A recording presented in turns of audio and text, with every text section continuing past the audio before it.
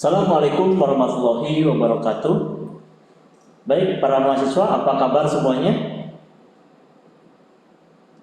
Ya, mudah-mudahan dalam keadaan sehat ya, yang sedang ada di rumah ataupun di manapun dengan pembelajaran daring seperti ini ya. Mudah-mudahan dalam kondisi pandemi COVID-19 ini kita dalam keadaan sehat walafiat. Baik, pada mata kuliah MKDK, kurikulum dan pembelajaran, topik kali ini kita akan membahas tentang komponen-komponen pembelajaran, ya. Bisa di next, ya. Nah, indikator capaian pembelajaran pada pertemuan kali ini, ya, Anda diharapkan dapat menjelaskan pembelajaran sebagai sistem. Yang kedua, mengidentifikasi komponen-komponen pembelajaran, ya. Yang ketiga, mengkritisi contoh penerapan komponen pembelajaran yang sudah ada, dan yang keempat, membuat contoh penerapan komponen pembelajaran. Oke, baik ya. Nah, ini kita lihat sebuah kegiatan pembelajaran ya, kita identifikasi dari bagian berikut ini ya. Yang pertama itu kan ada guru ya, jelas ya. Ketika kita belajar itu ada guru. Yang kedua ada siswanya, ya. Guru mau mengajar siapa kalau tidak ada siswanya, ya? Tidak mungkin mengajar yang tidak kelihatan, ya. Yang ketiga ada desain instruksional. Nah, ini misalkan di dalam pembelajaran biasanya, ya, ini dikembangkan menjadi silabus dan RPP, ya, rencana program pembelajaran. Kemudian yang keempat ada kegiatan pembelajarannya. Nah, di sini ada terjadi interaksi antara guru dengan siswa, ya. Kemudian guru yaitu mengajar pembelajaran di kelas, kemudian siswa mengalami proses belajar itu sendiri. Itu ada interaksi di dalam pembelajaran. Kemudian selanjutnya ada hasil belajar, ya. Hasil belajar tentu ini yang menandakan bahwa siswa ini sudah mencapai tujuan pembelajaran atau belum. Nah, ini bisa dilihat dari hasil belajar. Kemudian hasil belajar juga berfungsi untuk mendapatkan sebuah informasi dari ketercapaian tujuan pembelajaran. Kemudian hasil belajar ini ada dampak pengajaran, ya. Dampak pengajaran ini berdasarkan dari dampak ya akibat siswa telah melaksanakan proses pembelajaran. Ya, nah kemudian ada dampak pengiring. Nah, ini dampak pengiring ini sesuai dengan perkembangan siswa, sesuai dengan asas emansipasi menuju keutuhan dan kemandirian. Nah, jadi hasil belajar itu ada bisa dilihat dari dampak pengajaran. Jadi siswa ini dari hasil belajar, ya, hasil proses pembelajaran, ya, ada dampak dari pengajarannya. Kemudian ada dampak pengiring, karena diikuti dengan misalkan di sekolah dasar, ya. Nah, itu perkembangannya ada pendidikan dasar, ada pendidikan tinggi atau kelas rendah, kelas tinggi. Nah, itu maksudnya, ya. Baik, di next, ya.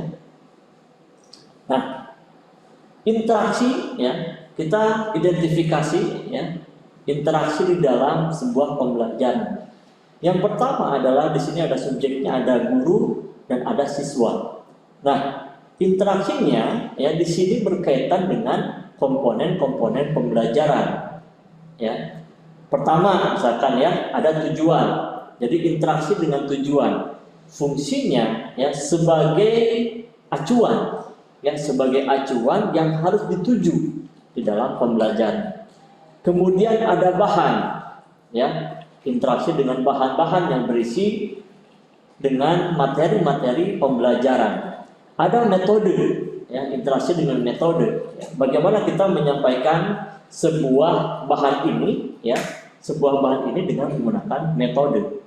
Kemudian interaksi dengan media, ya, misalkan seperti ini, ya, teman-teman perkuliahan di kelas, kita interaksi menggunakan sebuah media video, ya, fungsinya untuk sebagai perantara di dalam menyampaikan pesan. Kemudian yang kelima ada evaluasi, ya, interaksi kita dengan evaluasi.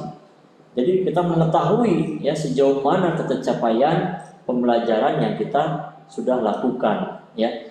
Tuh. Sistem, ya. Jadi teman-teman tahu apa itu sistem ya? Semua yang ada di sini itu ada sistemnya. Pembelajaran itu adalah sebagai sebuah sistem. Apa itu sistem? Ya, suatu kesatuan atau totalitas yang terdiri dari beberapa komponen yang saling mempengaruhi, berinteraksi, ya, berinteraksi, ya, satu sama lain untuk mencapai tujuan. Nah, ciri sistem, ya, yang pertama adalah bertujuan. Nah, berkaitan dengan pembelajaran bahwa sistem itu harus mempunyai tujuan. Ya, pembelajaran itu harus mempunyai tujuannya. Ya. Yang kedua, memiliki komponen. Jadi komponen-komponen yang saling mempengaruhi, ya, saling berinteraksi untuk mencapai tujuan. Dikelilingi sistem lain. Nah, tiap komponen itu mempunyai sistem juga. Ya, seperti itu. Kemudian yang keempat, menjalankan proses transformasi. Dan yang kelima dari ciri sistem adalah memiliki mekanisme umpan balik. Jadi ada feedbacknya. Nah, kita lihat gambar berikut ini. Ya, ada komponen-komponen pembelajaran. Yang pertama itu adalah tujuan pembelajaran. Ya, kemudian ada bahan pembelajaran. Nah, ini yang berisi tentang materi-materi. Ya, kemudian ada media pembelajaran.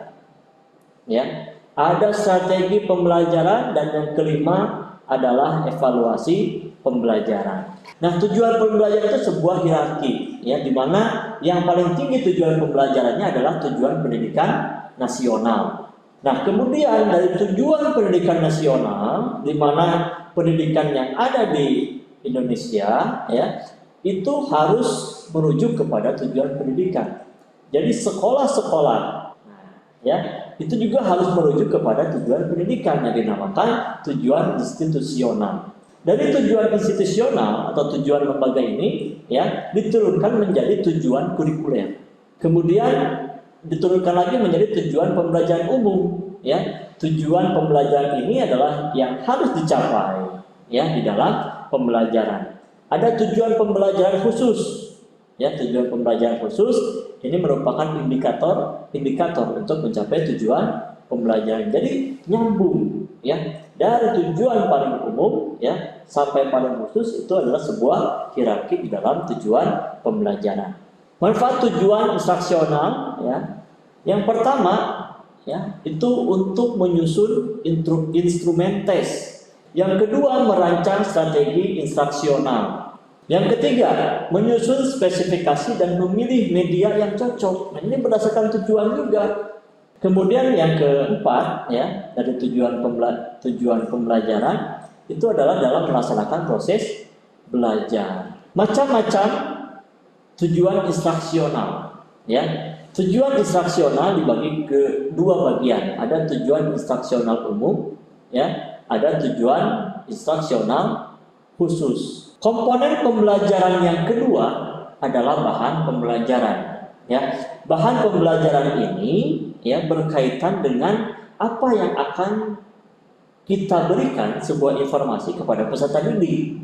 Komponen yang ketiga, ya, adalah media pembelajaran. Ya, media pembelajaran, ya, dapat diklasifikasikan, ya, berdasarkan bentuk, kegunaan, tujuan, dan fungsi. Nah, unsur media pembelajaran, ya, media pembelajaran unsurnya, ya, itu terdiri dari ada hardware. Jadi hardware ini berkaitan dengan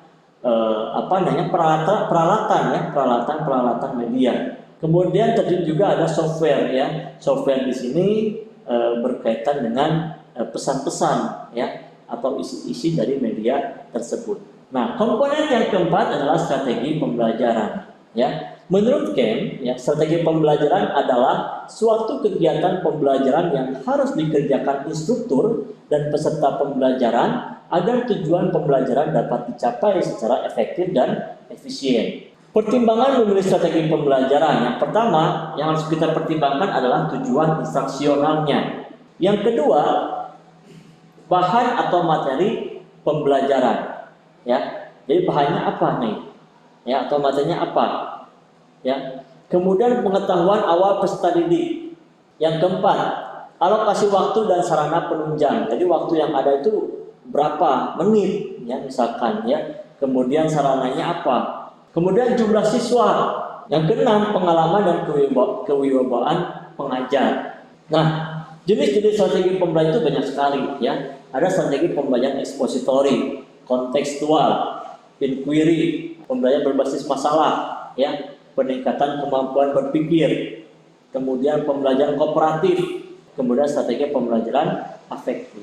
Nah, sekarang ya komponen yang terakhir adalah paradigma evaluasi.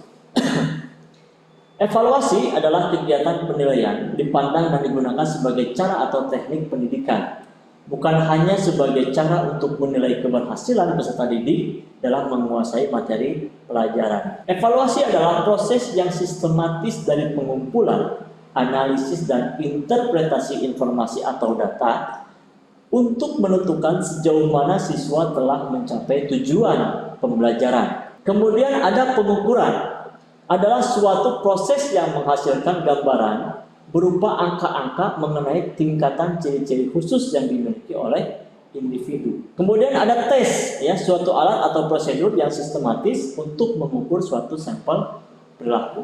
Evaluasi, ya, itu dilakukan ada yang dengan pengukuran, ada yang tanpa pengukuran. Baik, terima kasih, sampai berjumpa di pertemuan selanjutnya. Ya, mudah-mudahan kita tetap semangat untuk belajar dan tetap menjaga protokol kesehatan. Ya, sekian dari saya. Terima kasih. Wassalamualaikum warahmatullahi wabarakatuh.